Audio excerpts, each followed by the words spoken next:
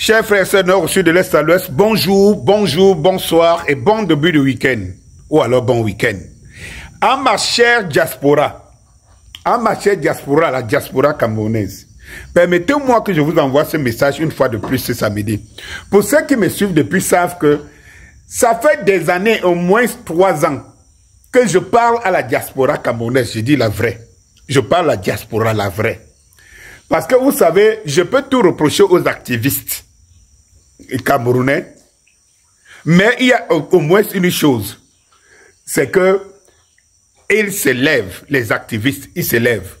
La diaspora camerounaise, c'est des millions de Camerounais qui sont, que ce soit en Occident, que ce soit en Asie, que ce soit aux Amériques, partout. Mais le hold-up qu'on est en train de vous préparer devrait vous interpeller tous. Lorsqu'on met, par exemple, l'équivalent de 200 000 francs, 200 000 francs, le passeport, et que ça va m'aller plus loin que ça, les 200 000 francs, les visas d'entrée dans son pays. Déjà, ceux qui le font vous démontrent qu'ils n'aiment pas, 1, le pays, 2, ils n'aiment pas votre présence. Vous devez le savoir. Et 3, ils se préparent à vous décourager, c'est-à-dire d'enlever l'espoir que vous avez un pays. Et ça ne les dit rien. Ailleurs, on adoube. Ailleurs, on flatte sa diaspora. Ailleurs, on entretient sa diaspora. Parce que la diaspora, c'est l'intelligence. La diaspora, c'est la sagesse. La diaspora, c'est l'expérience. La diaspora, c'est l'avoir. Vous savez, chaque personne qui sort, même si c'est la personne la plus inconsciente, c'est la plus bête, tu es obligé de te battre. Tout le monde ne peut pas réussir, hein, se battant. Mais, par principe, c'est lui qui n'est pas chez lui et qui allait se chercher à une expérience que parfois celui qui est chez lui n'a pas. Parce qu'il est obligé. Souvenez-vous que c'est les Blancs chez qui vous êtes. Ils sont nés dans des conditions climatiques difficiles, dans un environnement difficile où il fallait survivre. Le froid, les terres qui ne sont pas arides, cultivables et tout. Ils sont allés à la conquête du monde. Et ce que nous pouvons observer comme évolution dans leur tête n'est que le résultat de la souffrance qui les obligeait à se battre, à se creuser la tête pour survivre.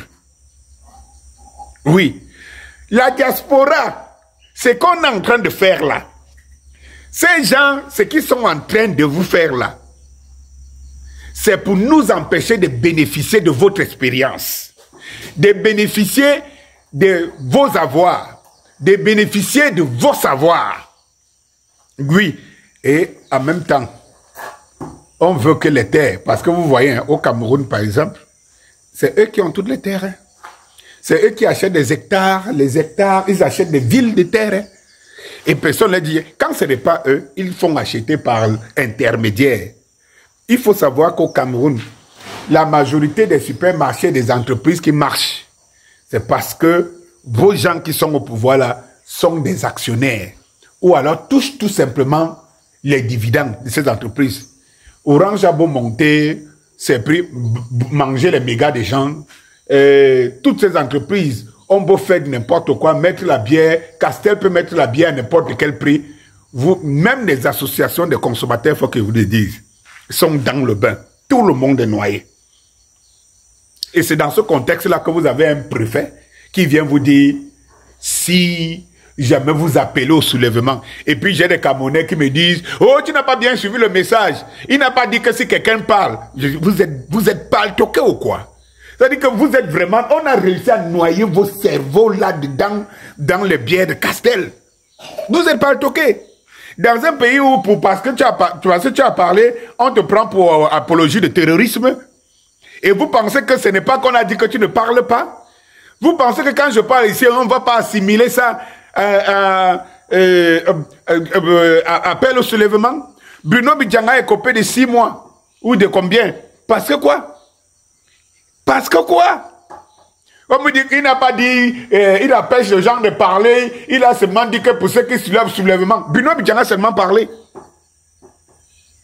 Bruno Bidjanga a seulement parlé. Il a écopé de quoi? Et vous en parlez? Rien. Vous les Camerounais, vous êtes des zombies. Je disais donc que je parle à la diaspora.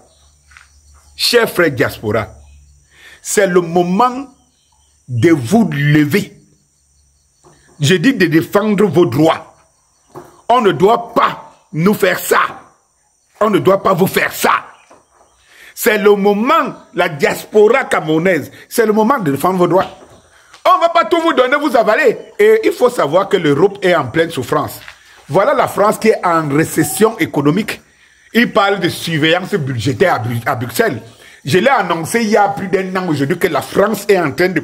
Et ça me saurait être autrement. La France vivait au détriment, était obèse au détriment de toutes les richesses pillées en Afrique.